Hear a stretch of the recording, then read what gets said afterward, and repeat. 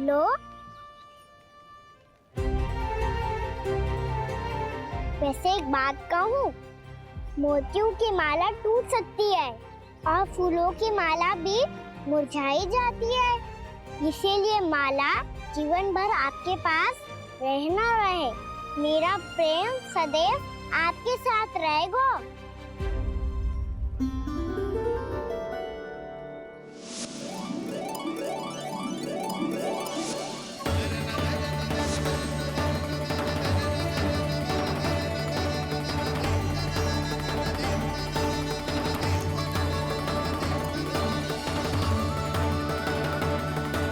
इन्हें आए एक दिन भी ना हो और आते ही कान्हा के हाथ से उपहार मिल गो। कितनी भाग्यशाली है उर्मिला। जसोदा जी, चोरी तो कान्हा ने हमारे घर पे भी की थी। इसने हमें कछु ना दियो। दियो ना, माखन दियो ना, चांदी की मटकियों में। मैया और मैं कोई अलग थोड़ी हैं। कान्हा, अधिक बातें मत बना। आगे से ऐसी उदंडता की ना तो बातें बना के मैया के दंड से ना बच पाएगो। मैया, मैं कोई शरारत ना करूंगा, बस फिर से दंड मत ही देना।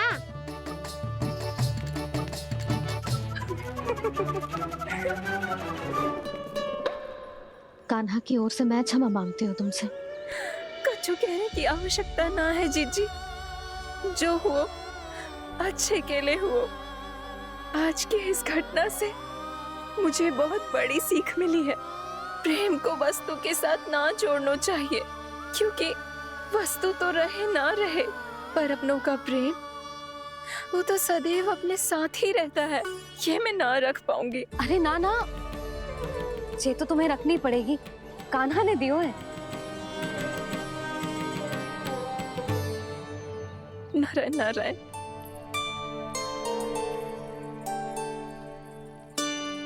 नंद, बहू,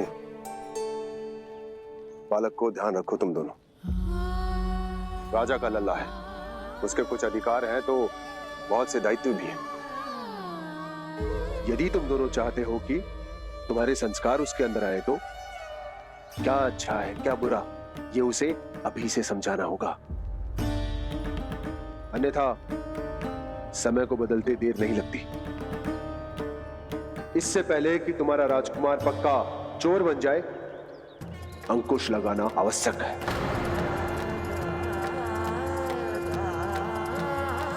बाकी तो तुम दोनों समझदार हो।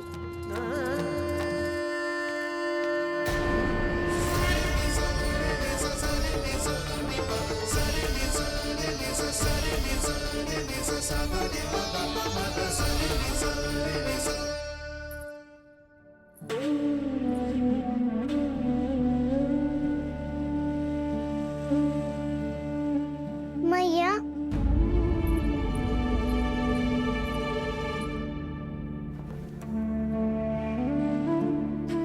मैया मेरी बात सुनो ना। बाबा, तुझे पता है लल्ला, तेरी मैया तुझसे कितना प्रेम करती है?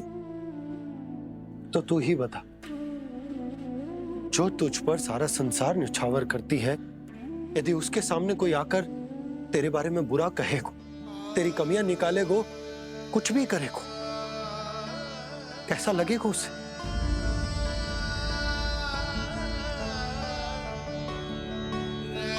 हम सब चाहते हैं कि तू अच्छा लल्ला बने, ताकि सब तेरा उदाहरण दे, ना कि बुरा जिसकी सब निंदा करे। पर बाबा, मैं तो बात हर अच्छे वाले कार्य करता हूँ।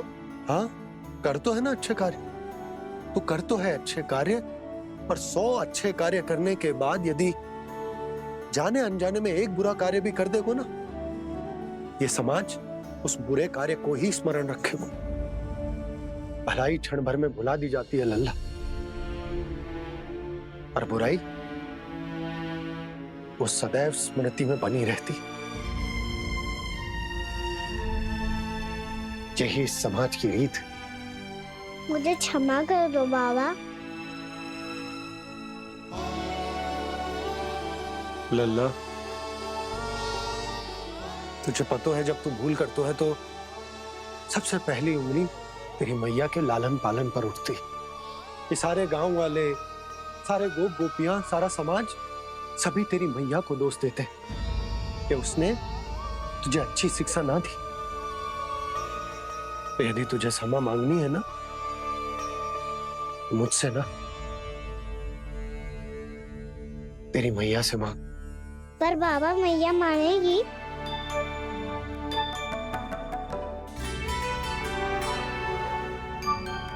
मैया क्षमा कर दो, अब फिर मैं कोई ऐसा कार्य।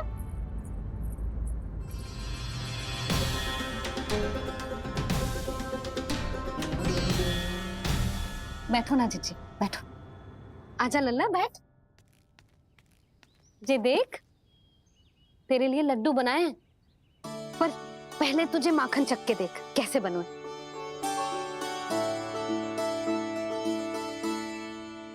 अच्छा है, ले खा।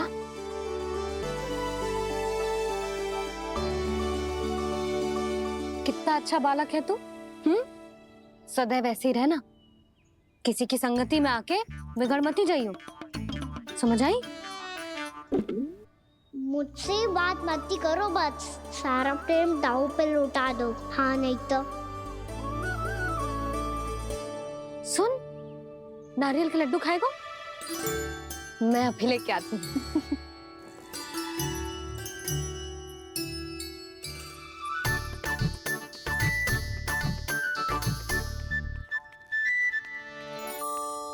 किसी उपाय से बात नहीं बन रही तो रोक के दिखाओ ना। रामबाण उपाय है, आंसू देखते ही निकल जाती है सारी माए। हाँ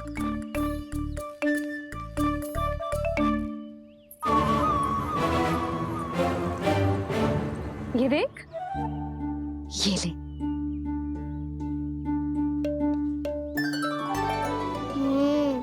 ले, जो सारे के सारे तेरे लिए हैं, खा। यशोदा, बलराम को ये लड्डू अपने भाई के साथ भी बांटना चाहिए ना। कान्हा को भी तो कितने प्रिय है ये लड्डू। ना जीजी, इसे तो केवल दूसरों का माखन प्रिय है।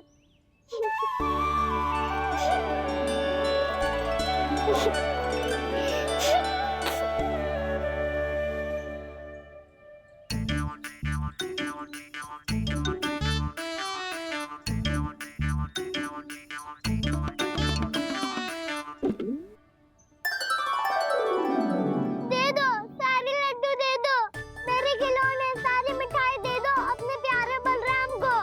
मुझसे बात में मत ही करो।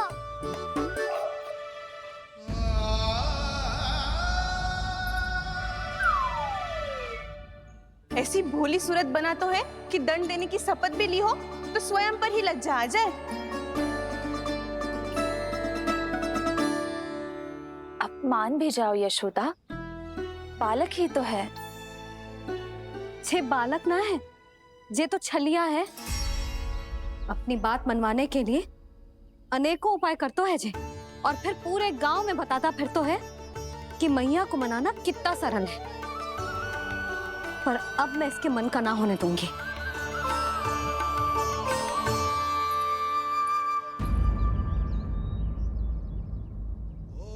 अब इतना भी क्रोध मत ही करो मैया, मान जाओ मैया।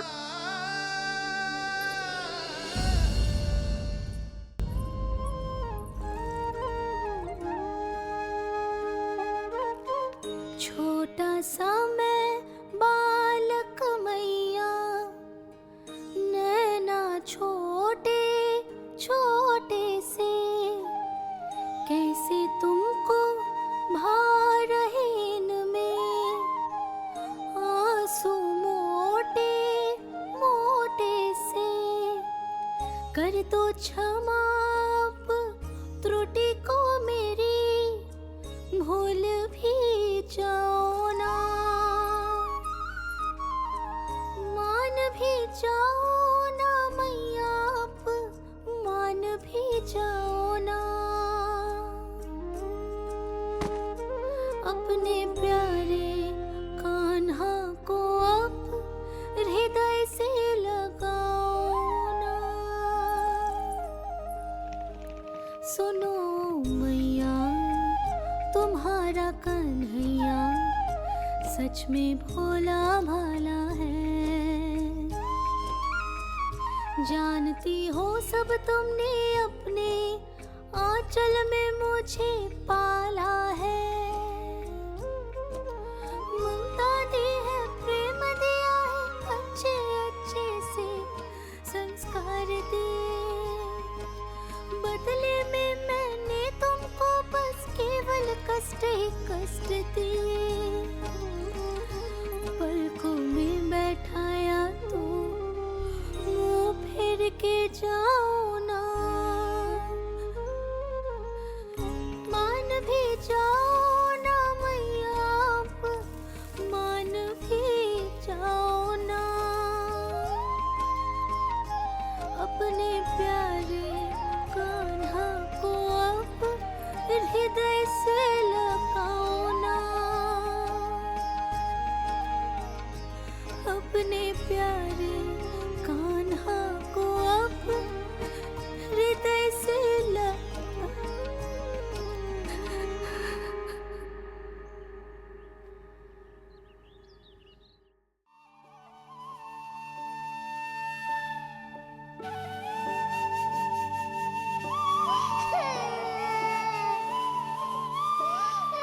माता माता तू ही सारे जग के है विधाता। प्रेम है तेरा ऐसा निराला, विवश होकर आए जग पाला।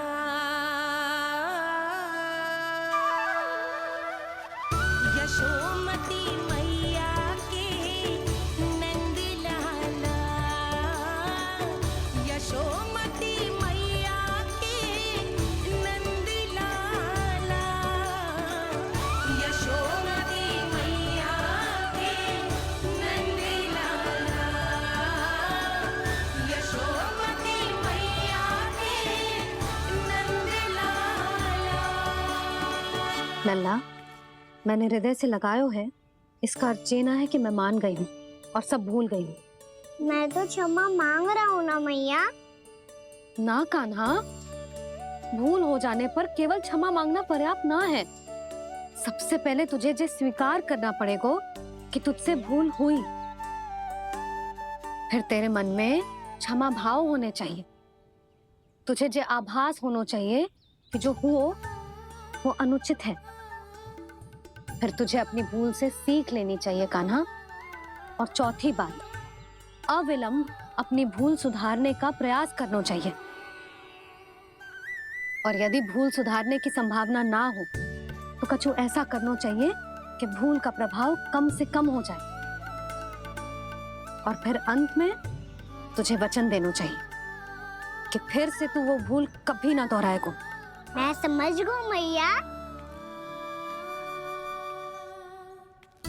तुम्हारा लल्ला नटखट अवश्य, परंतु समझदार भी। मैं वचन देता हूँ मैया, आज के बाद मैं ऐसा कछु ना करूँगा जिसके कारण आपको लज्जित होना पड़े। मेरा अच्छा कान्हा, अब जा विश्राम कर, जा।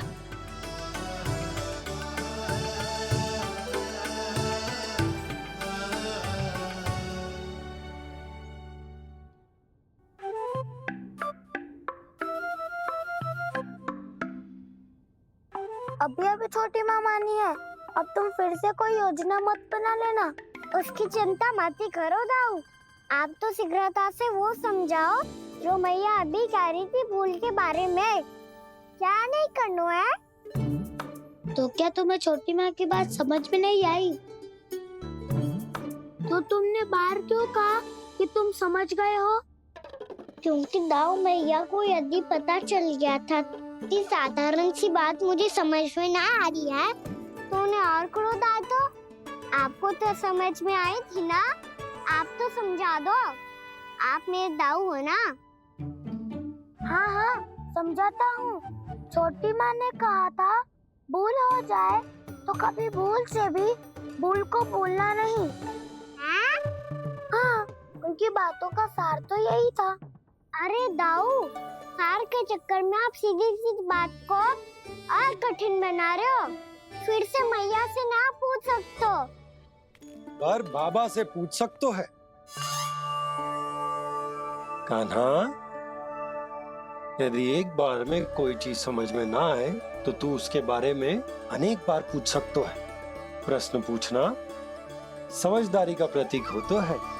समझ गो बाबा। तेरी मैया केवल इतना ही कहना चाह रही थी कि जब कोई भूल हो जाए तो उसे मन से स्वीकार करना चाहिए और उसके बाद हमें हो सके तो उस भूल को सुधारने का प्रयास करना चाहिए। और अंतिम और सबसे महत्वपूर्ण बात ये अवश्य याद रखना कि उस भूल को दोबारा भूल कर भी ना करना है।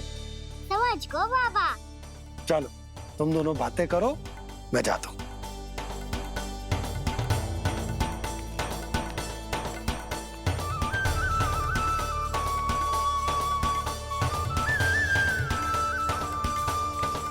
अब सच्ची में समझ गए कान्हा, क्या मैं समझाऊं? नाना दाऊ, आप तो रहने ही दो। तो बताओ, अब तुमने जो हानि की है उसे सुधारने के लिए अब क्या करोगे तुम? एक उपाय है, पर मुझे उसके लिए सहायता की आवश्यकता पड़ेगी। किसकी सहायता? उन्हीं की जिनके पास उपहारों का भंडार है। उपहार भंडार का ना?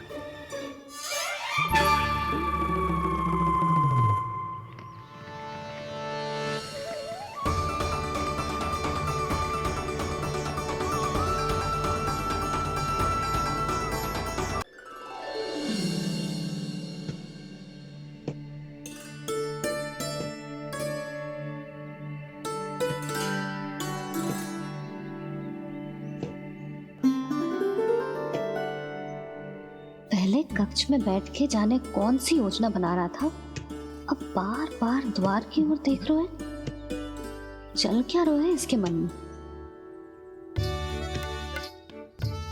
कब से बुला रहा, आप क्यों नहीं रहे हो?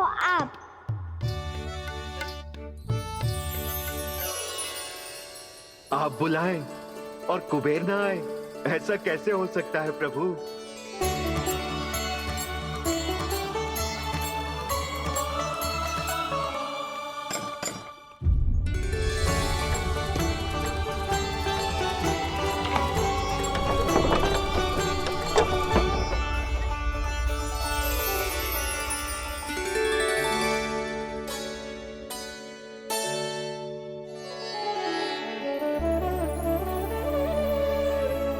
कहिए, किससे भेंट करनी है आपको? अपने भगवान से।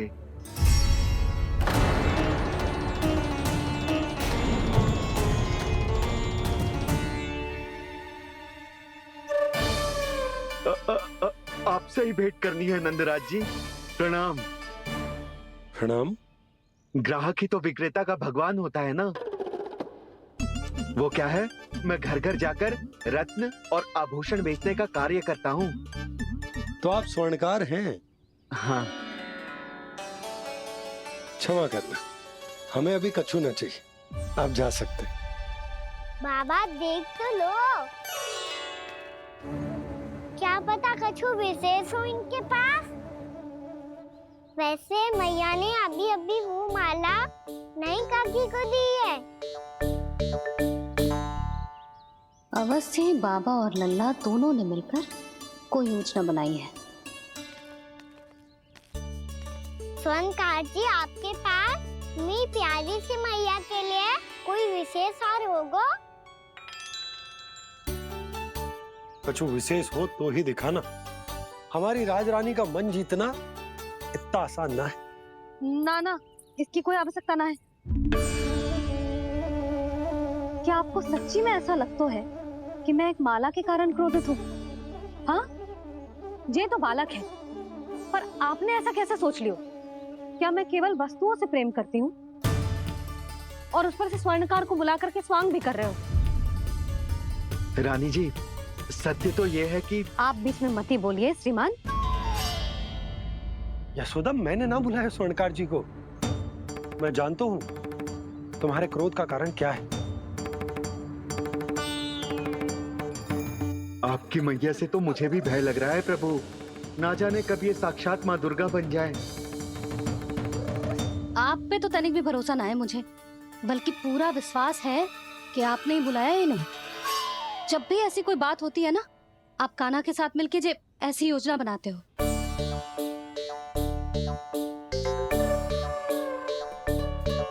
नहीं, मैं इनके बुलाने से नहीं आया हूँ।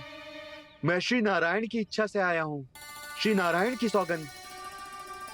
मैंने सोचा कि यहाँ आकर एक दो हार तो बिक ही जाएंगे। और यहाँ वृंदावन की रानी जी जो रहती हैं,